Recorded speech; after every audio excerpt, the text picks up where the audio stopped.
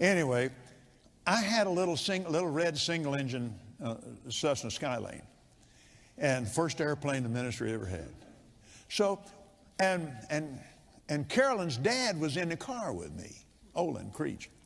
And we were driving back out, I've forgotten now exactly where we were going. I saw that little brown Cessna 310 fly over, and the Lord said, "That's your airplane." Wow. So, and it was headed to the airport, so I headed to the airport. And I got up there, and I just saw it go in the hangar.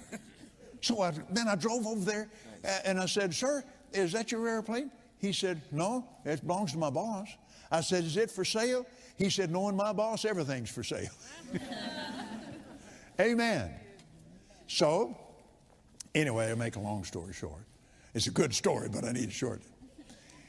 I wound up with that little brown 310 Cessna. Oh, and I had it at the airport, and I would go out, and in those days the airport was just a little ways from the house, and I'd just take my Bible and stuff and go out there and sit in that airplane and study. And the kids were small, and it was a getaway for me. And I was out there one day, and I pulled it out of the hangar, and I'm polishing it. Man, I'm telling you, just polishing it. And these two young men came up there, and they're both preacher boys, you know. Came up and said, "Brother Copeland, is that the new airplane?" I said, "Well, it's not new, but it's new to me."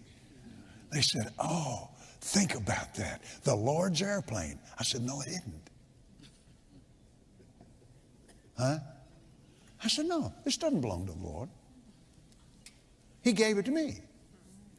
I dedicated it to him, but it's mine."